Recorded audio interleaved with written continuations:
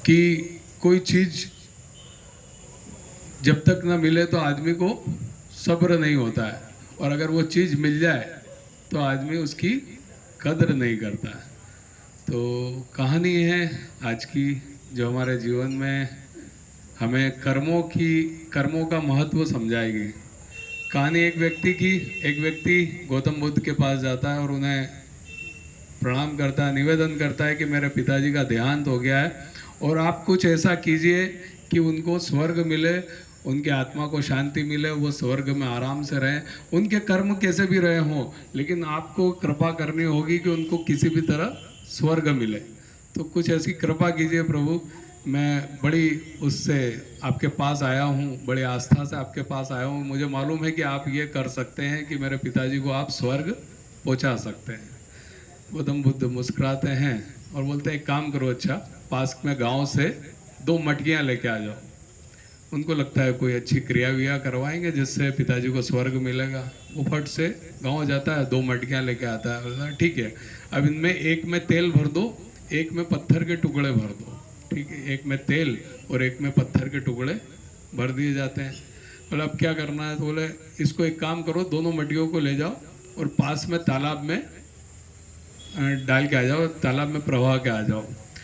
ठीक है, हो जाता है, तालाब में दोनों मटकियां रख के आ जाता है पानी पे। वो तैरती रहती है पानी पे।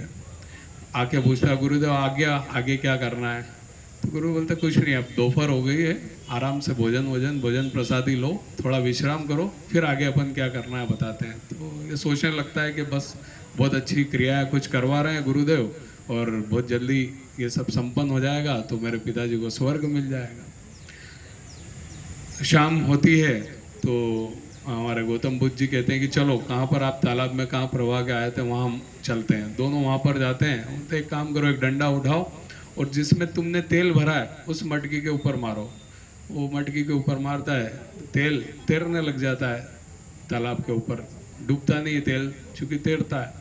तो ठीक है, अब दूसरी मटकी को डंडे से मारो, वो मारता है तो जितने पत्थर होते हैं वो सब नीचे बैठ जाते हैं, कोई भी पत्थर तैरता नहीं।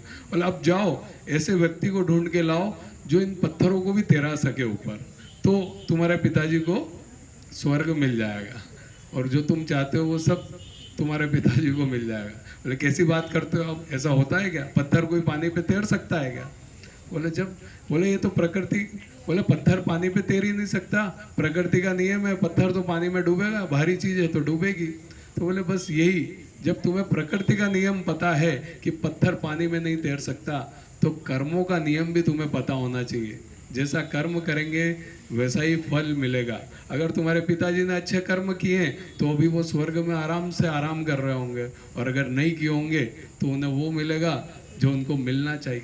तो कहानी का सार इतना ही है कि जैसा हम कर्म करेंगे वैसा ही हमको फल मिलेगा। कोई ऐसा रास्ता नहीं है जिसके द्वारा हम बिना अच्छे कर्म किए स्वर्ग प्राप्त कर लें। तो छोटी सी कहानी है जो हमें अच्छे कर्म करना सिखाएगी।